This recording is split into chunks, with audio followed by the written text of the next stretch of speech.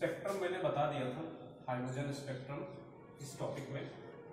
आज हम लोगों को जो पढ़ना है वो डी ब्रॉगली का एक्सप्लेनेशन पढ़ना है, जो उन्होंने बोर के सेकंड पोस्टुलेट को एक्सप्लेन करा था।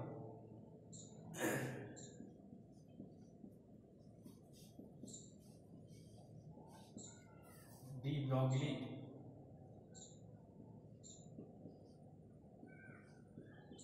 Explanation of Bohr's second postulate।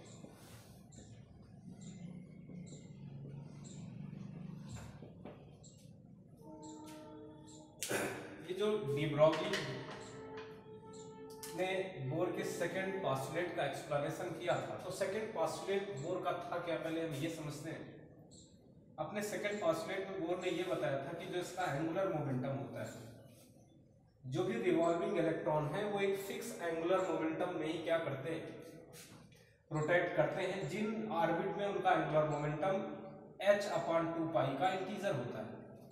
उन्होंने ये बताया कि h/2π मतलब mh/2π होता था mvr। तो बोर ये बताया था बोर ने कि ये जो है जहां पर n एक इंटीजर था 1 2 3 4 इस तरीके से, तो बोला था कि जो एंगुलर मोमेंटम L होगा वो L क्या होना चाहिए, NH/2π होना चाहिए, या h/2π का होल मल्टीपल होना चाहिए। इस बात को डी ब्रॉगली ने एक्सप्लेन करा इसके वेव बिहेवियर को समझा के। उन्होंने ये बताया कि अगर कोई भी इलेक्ट्रॉन रिवॉल्व करता है तो वो रिवॉल्विंग इलेक्ट्रॉन बिल्कुल वेव की तरह होता है। जैसे वेव में क्या होता है कि जब वेव ट्रेवल करती है तो वेव एक टाइप का एनर्जी और मोमेंटम का डिस्टरबेंस होता है जो आगे ट्रेवल करता है, और वेव जब ट्रेवल करती है तो वो कुछ इस तरीके से ऐसे आगे बढ़ती है। और ये जो डिस्टरबेंस है वेव में क्या होता है कि जो पार्टिकल होते हैं वो क्या करते हैं, एसएचएम करते हैं, या आप ये बोल सकते हैं ऑसिलेट करती है इलेक्ट्रिक और magnetic field, and that oscillation is propagates in the perpendicular direction. या इलेक्ट्रॉन के लिए भी उन्होंने यही बताया कि जब आगे बढ़ेगा तो जब दो पार्टिकल की सेम फेज होती है, जैसे ये इसकी फेज इस समय क्या है कि ये पार्टिकल ऊपर की तरफ जा रहा है, और इसकी भी फेज वही है कि ये भी ऊपर की तरफ जा रहा है, both are similar in phase. If two consecutive particles are similar in phase, the length between these two particles is called the lambda and it is called wavelength. Wave आपने पढ़ी होगी और एक वेव की लेंथ भी आप जानते होंगे।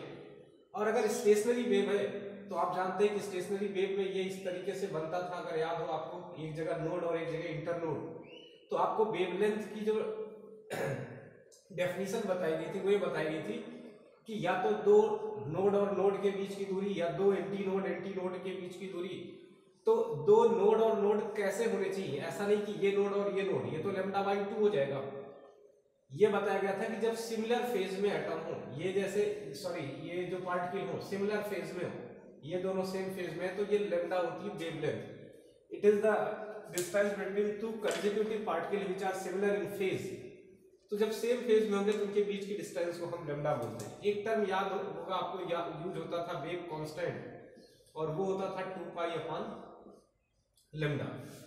तो ये जो लैम्डा है, अगर इस तरीके से हम कहें कि वेव प्रोपोगेट करें तो ये 1λ हो गया, ऐसे आगे जाएंगे 2λ 3λ 4λ 5λ। तो ये जो होता था तो वहां दो तरीके के चीजें आपको बताई गई थी कि ये जो 1λ 2λ 3λ डिपेंड करता है कि किस तरीके से ये इस तरीके से ट्रेवल कर रहा है। अब यहां से यहां के बीच की दूरी 1λ हो गई, यहां से यहां के बीच की दूरी फिर अगेन क्या हो गई 2λ, ऐसे 3λ 4λ। ये अगर कंप्लीट नंबर है इस तरीके से 1 2 3 4 ऐसे आता जाएगा। जब वहां फ्रीक्वेंसी देखी जाती थी या रेजोनेंस वेवलेंथ देखा जाता था तो ये होता था कि जैसे कोई भी सुपर इंपोज करती थी वेव, तो after the super imposition of the wave वो या तो स्टेशनरी वेव बनाता था, या तो क्या बनाता था, बीट फिनोमिनन करता था। बहुत सारे, या तो आपका बीट के अलावा भी कई सारे फिनोमिनन होते थे, स्टेशनरी करता था, या रेजोनेंस ट्यूब में जो फिनोमिनन होते थे, ये सब क्या होते थे कि फ्रीक्वेंसी मैच कर जाती थी। उनमें से जो स्टेशनरी वेव बनता है आफ्टर द रिफ्लेक्शन, तो इनमें क्या होता था कि 1 लैम्डा 2 लैम्डा 3 लैम्डा इस तरीके से टोटल वेवलेंथ जो आती थी आपकी, वो हम क्या करते थे, अगर इंटीजर नंबर में है तो 1 लैम्डा 2 लैम्डा फिर 3 लैम्डा 4 लैम्डा इस तरीके से लिखते थे। अब इन्होंने इस पोस्टुलेट को, डी ब्रॉगली ने यहाँ पर ये बताया कि इसे आप नोट कर लीजिए, डी ब्रॉगली ने ये बताया कि ये जो पोस्टुलेट है इनका सेकंड वाला, यहां पर ये जो वेव ट्रेवल करती है, जो न्यूक्लियस रिवॉल्व करता है अराउंड द, सॉरी ये इलेक्ट्रॉन अराउंड द न्यूक्लियस, ये बिल्कुल वेव की तरह करता है। और इन्होंने ये बताया कि जैसे ये न्यूक्लियस है, सपोज दैट ये, और इस न्यूक्लियस के अराउंड ये इलेक्ट्रॉन रिवॉल्व कर रहा है, तो उन्होंने इसको वेव बताया और कहा ये वेव क्या करती है, इस तरीके से ऐसे ट्रेवल करती है।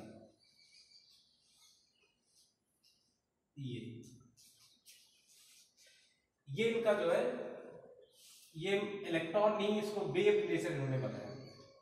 और अगर ये सेम एंड से रिफ्लेक्ट होगी तो मान लेते हैं कि ये एक स्टेशनरी वेव का फॉर्मेशन करेगी, जैसा सुपरपोजिशन में आपको पढ़ाया गया था।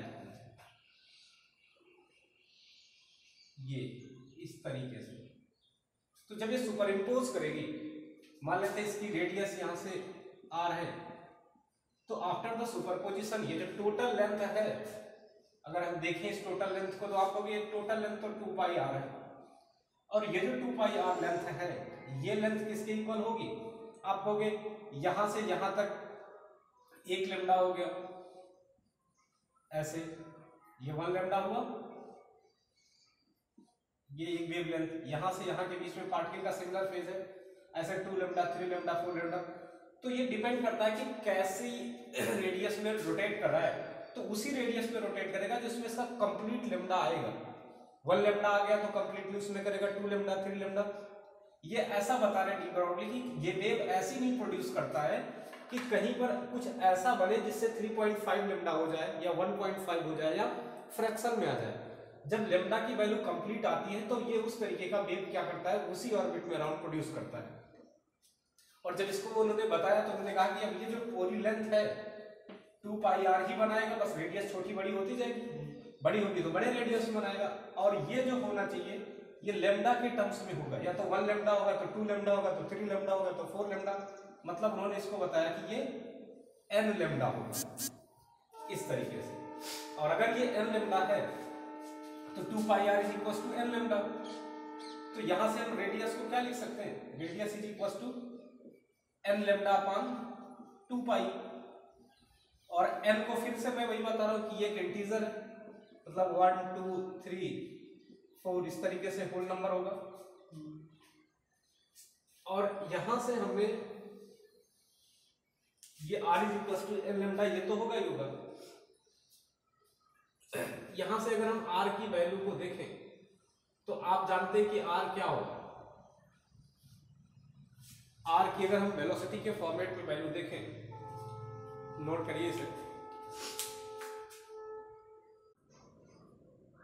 तो रेडियस को मैंने बताया कि ये होगा आपका n लैम्डा अपॉन 2 पाई, ये मैंने बताया था।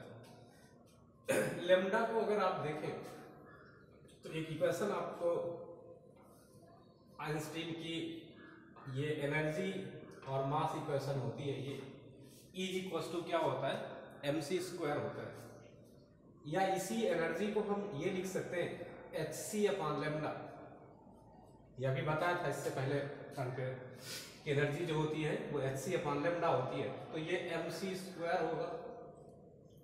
इस c से इस c कैंसिल हो जाएगा, तो mc को हम क्या लिख सकते हैं, mass into velocity of the electromagnetic radiation, it will equal to h upon lambda. या अगर वेलोसिटी v ले लेते हैं तो ये mv हो जाएगा h अपॉन लैम्डा, ऐसा भी लिख सकते हैं। c को v से रिप्लेस कर दिया, वेलोसिटी है दोनों। इसका मतलब इसी को तो हम मोमेंटम कहते हैं। p क्या है, ये मोमेंटम है। और मोमेंटम क्या होता है? मास इनटू वेलोसिटी। दिख रहा है ये कॉर्नर पे दिख रहा है ना। और एक टर्म होता है एंगुलर मोमेंटम। एंगुलर मोमेंटम क्या होता है? ये होता है mass into velocity into r. इसको एल से रिप्रेजेंट करते थे, एम बी आर हो गया। ठीक है, अब इन दोनों चीजों का हम यहां पर यूज करते हैं। ये दिख रहा है ना? हाँ, अब इसका हम उपयोग कहां पर करेंगे? ये देखो, हमने क्या करा कि यहां से लेमडा की वैल्यू अगर हम निकालना चाहें तो लेमडा क्या होगा? आपको बताया कि m इंटू वी लिखा हुआ है h अपॉन लेमडा। तो लेमडा को क्या लिख सकते हैं? h upon M B. ये लिख सकते हैं, नहीं लिख सकते? अरे लेमडा को h अपॉन एम बी लिख सकते हैं। तो यहां पर बस लेमडा की वैल्यू रख दो। ये तो यहां पर इसी क्वेश्चन में वैल्यू रखोगे इसमें, तो आप क्या पाओगे कि r जो होगा ये हो जाएगा n अपॉन 2 पाई, और लेमडा की जगह पर हमने रख दिया h अपॉन एम बी। ये, और जब h अपॉन एम बी करा तो इस एम बी को इधर ले आए तो आप देखेंगे कि क्या हो जाएगा? M B R is equal to N H upon 2 pi. और यही तो क्या है? यही तो बोर का क्या है? सेकंड पोस्टुलेट है। बोर का सेकंड पोस्टुलेट तो यही है। तो यहां से इस तरीके से बोर के सेकंड पोस्टुलेट को एक्सप्लेन करा किसने? डी ब्रॉगली ने। उन्होंने बताया कि इसका बिहेवियर जो होता है वो ये वेव जैसे क्या होती है अराउंड द न्यूक्लियस, जैसे वेव चलती है और स्टेशनरी वेव की तरीके से, और एक कंप्लीट वेवलेंथ का टर्म होता है, उसी में जाएगा, उसी में ये ट्रेवल करेगा जिसमें ये एन लैम्डा या जिसमें ये फ्रैक्शन में नहीं होगा। तो उसको हमने क्या कर दिया? रेडियस को 2 पाई आर से कोरिलेट करके ये पूरी वैल्यू यहाँ पर निकाली यहाँ से। तो ये क्या है? बोर का सेकंड पोस्टुलेट है। किससे आया? ये डी ब्रॉगली की हाइपोथेसिस से है जो उन्होंने बताया था। तो ये आपका इसमें लास्ट टॉपिक था। थोड़ा सा आपको लेजर के बारे में जानकारी दी गई है, हल्का सा उसको आप रीड कर लेंगे। लेजर एक स्टिमुलेटेड रेडिएशन है जिसका एम्प्लीफिकेशन किया गया है। तो वो लाइट का क्या है? एक एम्प्लीफिकेशन पार्ट है जो स्टिमुलेटेड है रेडिएशन से। तो लेजर को हम क्या बोलते हैं? इसे नोट करिए, फिर बताते हैं।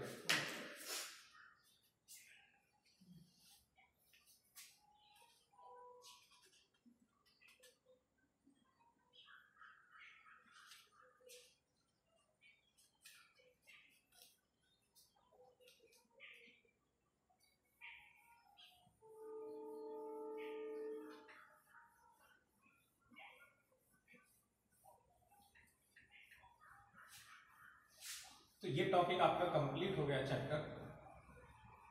लेजर के बारे में कुछ थ्योरेटिकल बातें लिखी हुई हैं कि लेजर एक क्या है? स्टिमुलेटेड रेडिएशन है लाइट की, जो एम्प्लीफाई लाइट की गई है। लाइट का एम्प्लीफिकेशन किया गया है रेडिएशन को स्टिमुलेट करके। और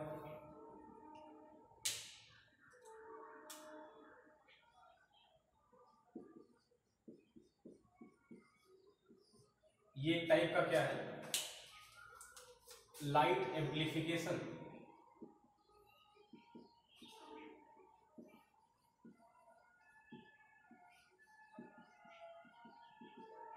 light amplification stimulated emitting radiation.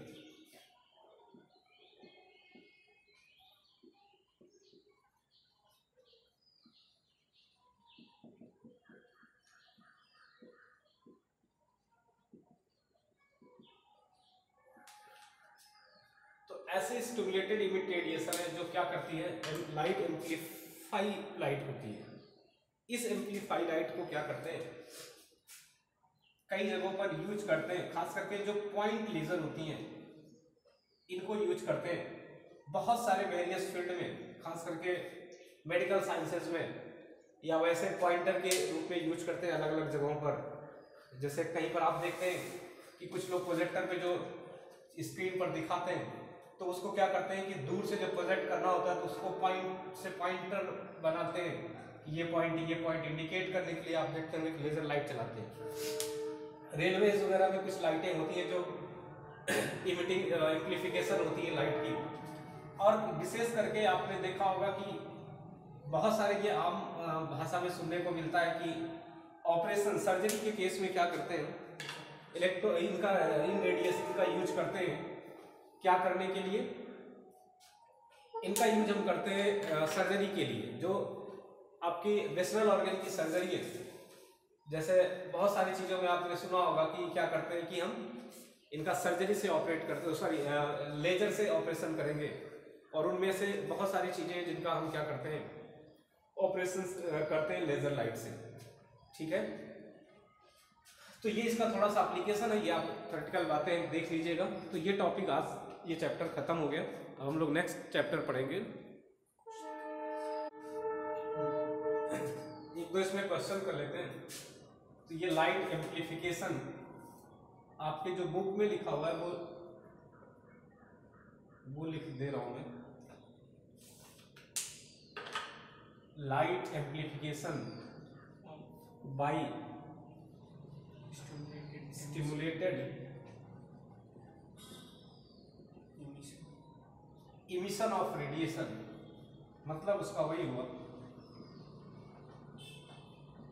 Emission of radiation. ये थोड़ा सा आप रीड कर लेंगे, समरी से पहले है। तो ये आपका चैप्टर इसमें कंप्लीट हो गया। एक दो क्वेश्चन कर लेते हैं, फिर नया टॉपिक स्टार्ट करेंगे। फोटो इलेक्ट्रिक इफेक्ट इसमें है, dual behaviour and matter.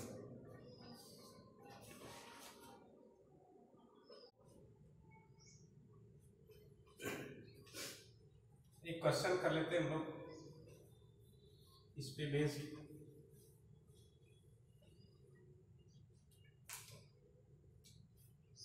A 10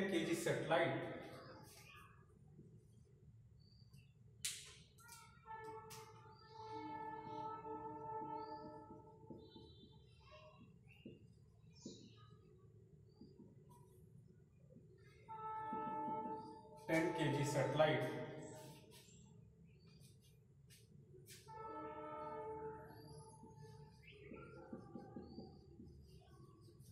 of 10 kg satellite circles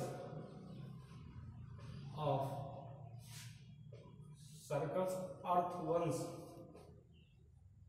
ये अर्थ पर चक्कर लगाती है। Circles earth once every 2 hours,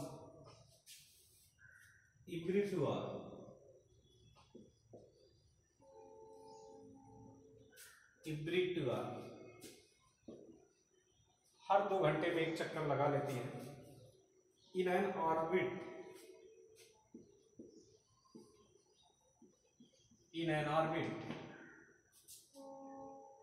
having a radius of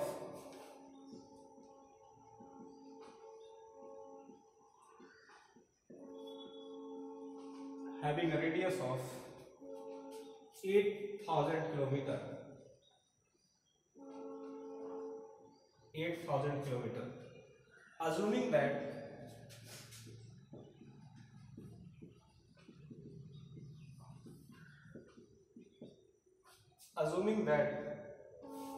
Bohr's angular momentum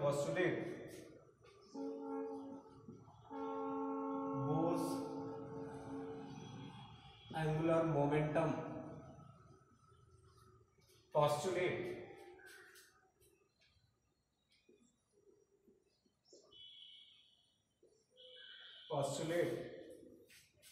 applies to satellites,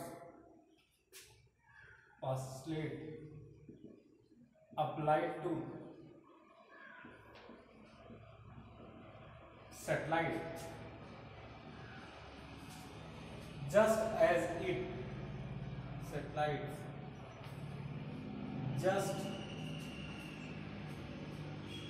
it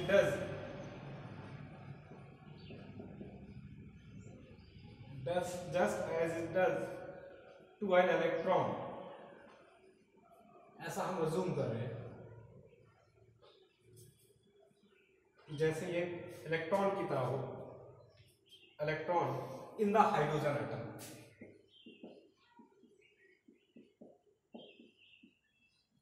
जैसे hydrogen atom में electron nucleus के अराउंड रोटेट करता है, वैसे कोई 10 kg की सैटेलाइट है जो क्या करती है, अर्थ के अराउंड रोटेट करती है। उसका टाइम पीरियड आपको दिया गया है 2 आवर। अब इसमें आपसे पूछा जा रहा है कि find the quantum numbers, find the quantum numbers, quantum number of the orbit of the satellite, of the orbit of satellite।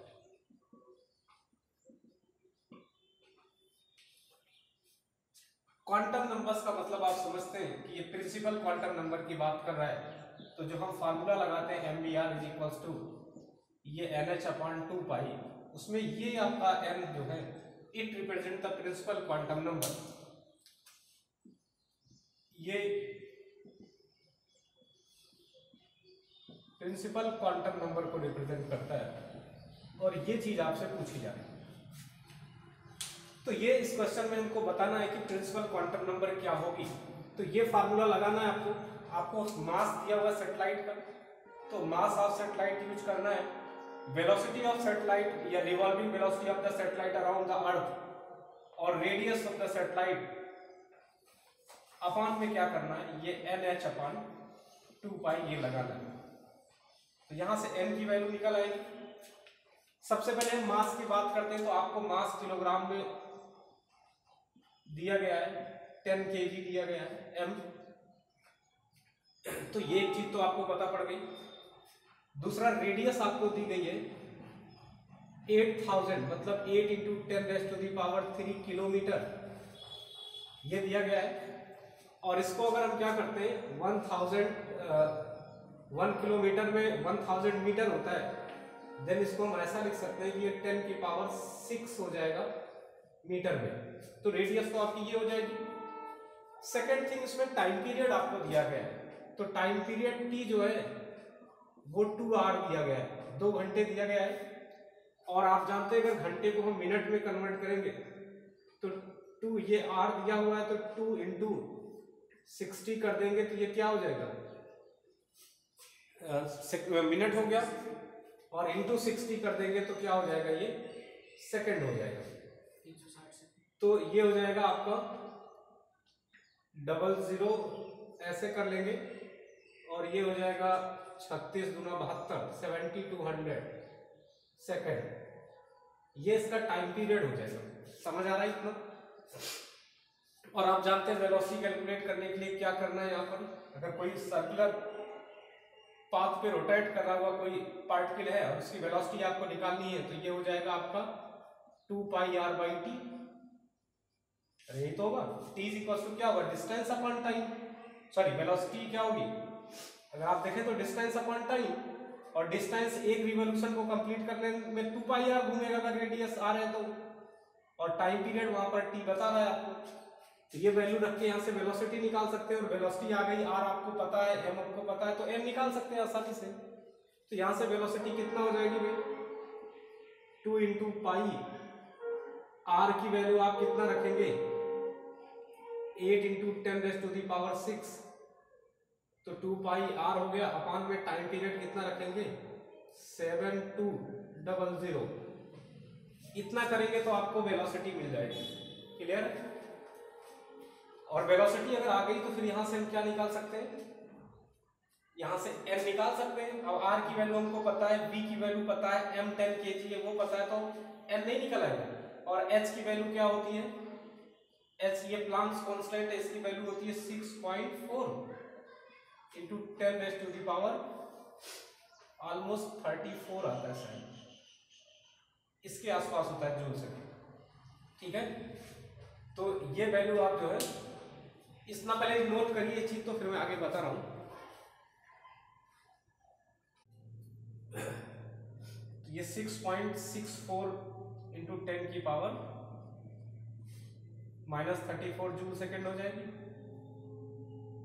Joule × second. इस वैल्यू को क्या करते हैं,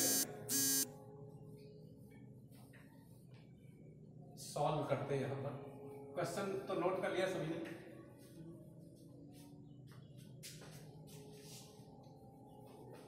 तो यहां से इसको सॉल्व करोगे तो हमको n निकालना है। तो यहां से n क्या हो जाएगा, ये MVR तो ऐसे ही रहेगा, क्यों MVR ऐसे रहेगा, अपान में h हो जाएगा इंटू 2 पाई। सही है भाई n निकालना है, हाँ n निकालना तो ये ऊपर जाएगा 2 पाई ना, ये इंटू में 2 पाई होगा और अपान में h होगा। ठीक, और ये बात आएगी नहीं आएगी, n निकालोगे तो क्या आएगा, इधर h नीचे आ जाएगा, 2 पाई ऊपर मल्टीप्लाई हो जाएगा। इतना समझ में आ रहा है। अब यहां से n आपको निकालना है, मास आपको 10 kg दिया हुआ है, वेलोसिटी यहां से रखेंगे कितना है 2 पाई r बाई टी। अरे वेलोसिटी क्या है, पहले वैल्यू रख देते हैं 2 पाई r बाई टी, यही तो है velocity, 2 pi r by T है, और इंटू में फिर से r, इंटू में फिर से 2 पाई, यही तो होगा। वैल्यू रखते चलते हैं, समझ में आएगा। 10 इंटू 2 ये 3.14, ये ऐसा करते हैं ना ज्यादा बेहतर होगा कि इसको हम 10 तो लिए ही है, इंटू 2 कर दिया और ये 2 और 2 मल्टीप्लाई कर दिया, तो ये बेटा 4 हो गया आपको, ठीक है। और 4 इंटू r स्क्वायर कर दिया, इंटू में पाई स्क्वायर कर दिया, और अपान में क्या आ गया t मतलब 7200, ये हो जाएगा। हम यहां से क्या कर रहे हैं कि पाई स्क्वायर को ले रहे हैं 10।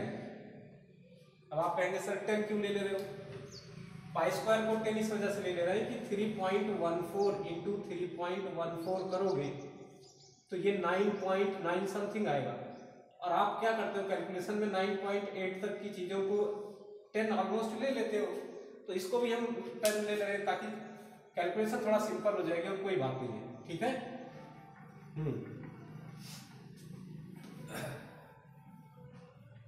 अब आपको यहां से लगभग ऑलमोस्ट सारी बातें पता है, तो n बता सकते हो कितना लार्ज नंबर आएगा, ये 10 होगा, ये 4 होगा, इसको हमने पाई स्क्वायर को 10 ले लिया, और r स्क्वायर की वैल्यू को रखेंगे तो r कितना था 8 इंटू 10 की पावर 6, फिर से 8 इंटू 10 की पावर 6, ये स्क्वायर हो गया, अपान में 7200।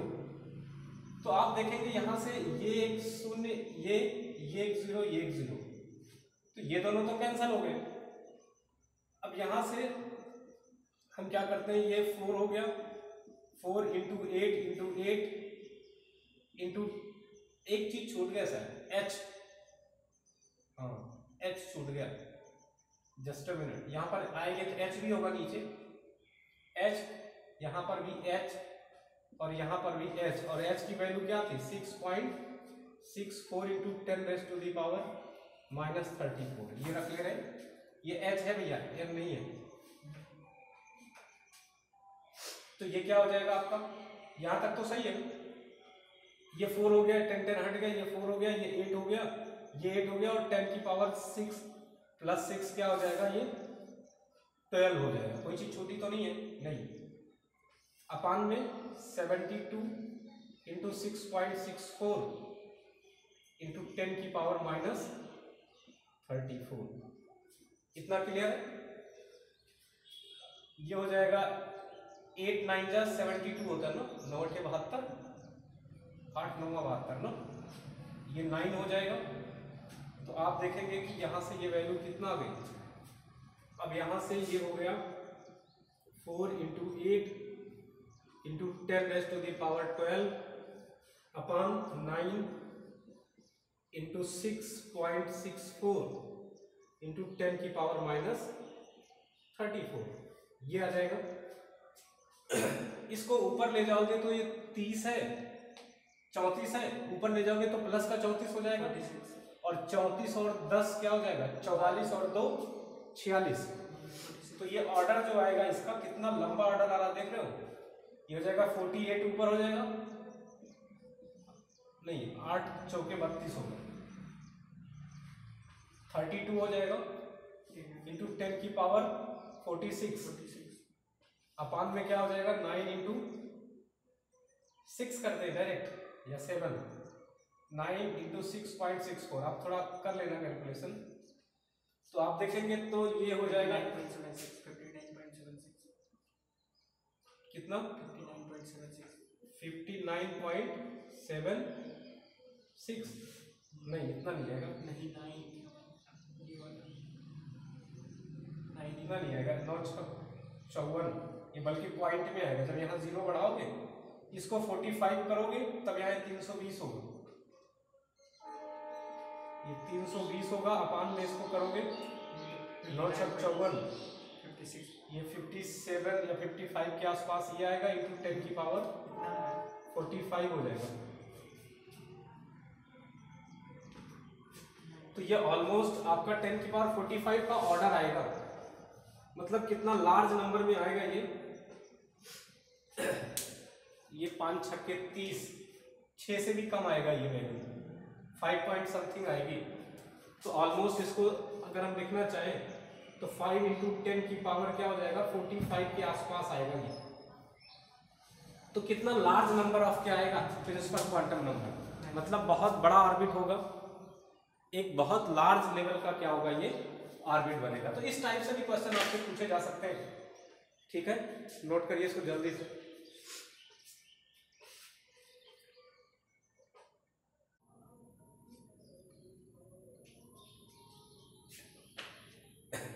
नेक्स्ट क्वेश्चन इसमें एक और कर लेते हैं ताकि नेक्स्ट टर्म से फिर हम लोग नया टॉपिक स्टार्ट करेंगे, आइटम आपका फिनिश हो जाएगा।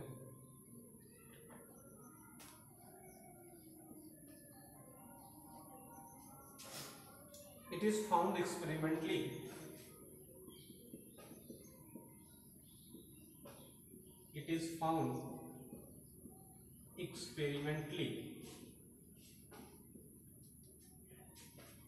that 13.6 electron volt energy is required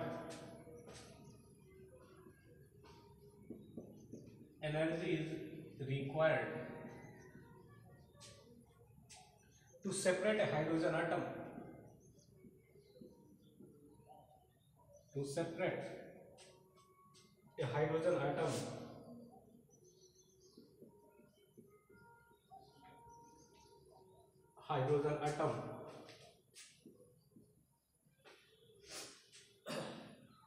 into proton and electron.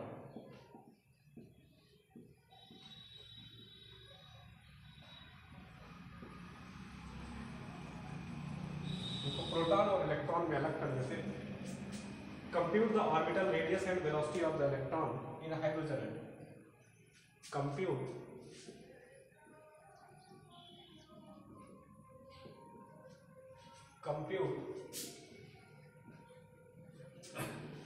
the orbital radius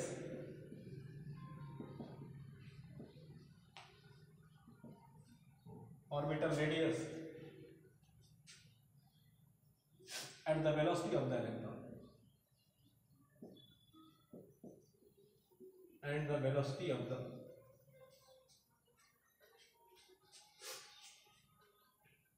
electron in hydrogen atom.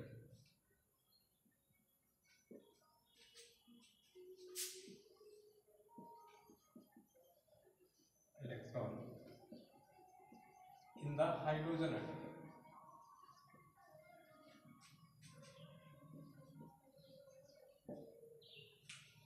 ये क्वेश्चन है आपका, क्या करना है इसमें। एक्सपेरिमेंटली ऐसा देखा गया कि 13.6 इलेक्ट्रॉन वोल्ट एनर्जी की जरूरत पड़ती है किसको क्या करने में, हाइड्रोजन एटम के अंदर देखो एक ही प्रोटॉन होता है, आप जानते हैं न्यूक्लियस के अंदर, और बाहर एक ही इलेक्ट्रॉन होता है ये, और ये इसके अराउंड अगर रिवॉल्व कर रहा है इस सर्कुलर ऑर्बिट में, तो ऐसा बोला जा रहा है कि एक्सपेरिमेंटली हमको ये पता है कि अगर 13.6 इलेक्ट्रॉन वोल्ट एनर्जी इसको दे देते हैं तो ये सेपरेट हो जाएगा, मतलब ये इस लेवल की एनर्जी है। और जैसे ही एनर्जी का अमाउंट आप देते हैं, ये दोनों आइसोलेट हो जाएंगे, अलग हो जाएंगे, हाइड्रोजन एटम ब्रेक कर जाएगा, अपना प्रोटॉन अलग हो जाएगा, इलेक्ट्रॉन अलग हो जाएगा।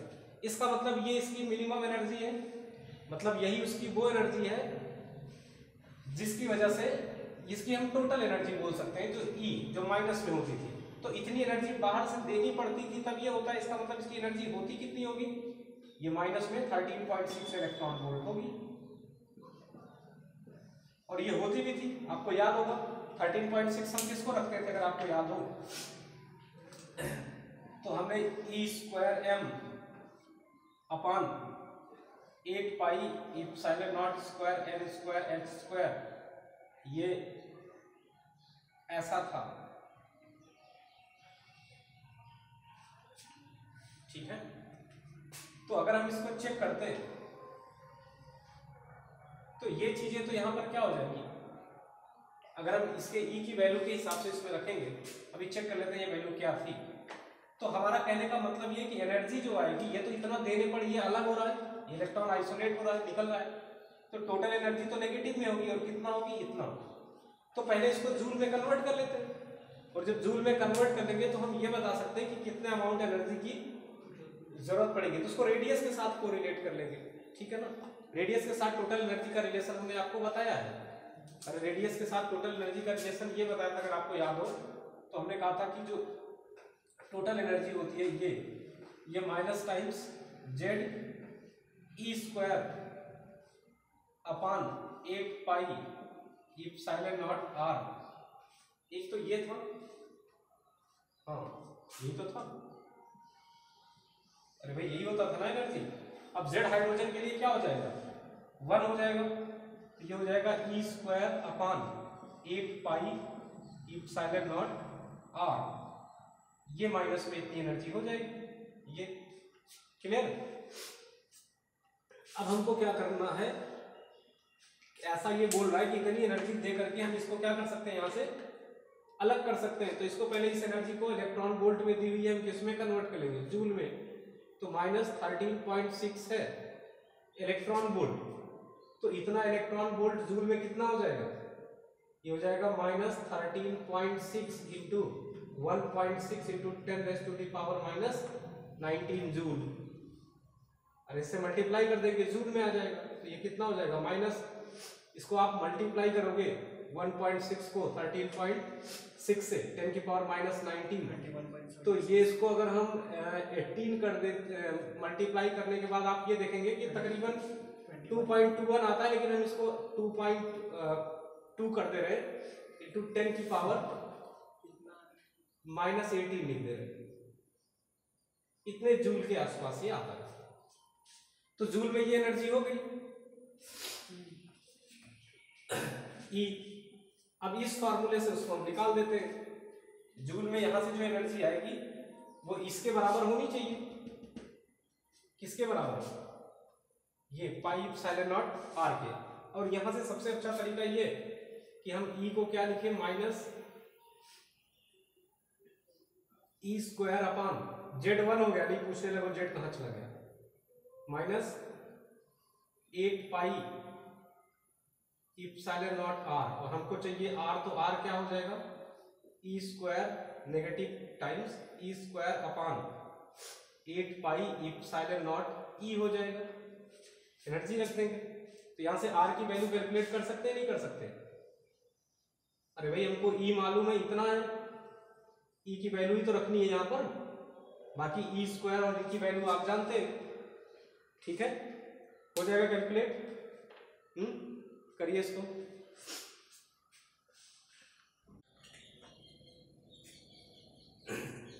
तो ये हो जाएगा, इसको मिटाते हैं ऊपर। तो ई की वैल्यू डायरेक्ट रखिए, ये हो जाएगा R is equals to minus E square upon 8 pi epsilon nought into E. यहां से रेडियस क्या हो जाएगी, माइनस ये ई स्क्वायर तो ठीक है, अपान में इसको हम 8 पाई को ऐसे लिख लेते हैं ना, 4 पाई इप्सिलॉन नॉट इंटू 2, तो 8 हो जाएगा, और इनटू में ई, ऐसा कर लेंगे। तो यहाँ से रेडियस को आप देखेंगे कि माइनस ये जो 4 पाई 1/4 पाई एप्सिलॉन नॉट है, इसकी वैल्यू अगर आपको याद हो तो होता है 9 × 10⁻⁹ ये इतना 1/4 पाई एप्सिलॉन नॉट। आप बार बार कूलम्स में जो आपको पढ़ाया गया था, बार बार बताया गया था, 9 × 10⁻⁹ होता है।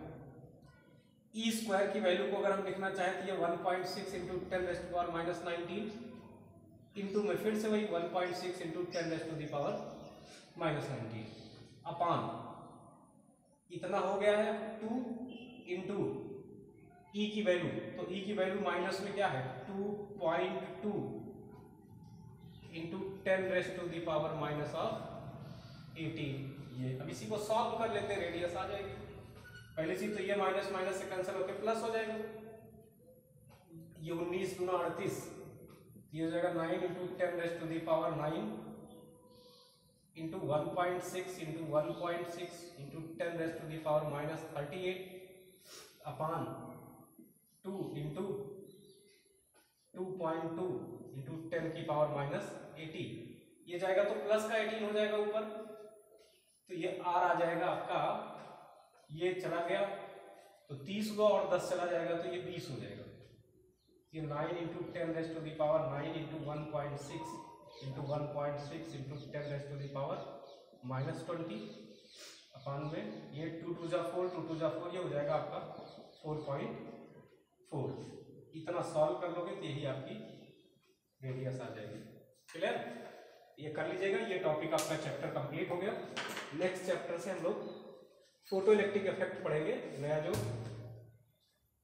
डुअल नेचर है आपका मैटर का।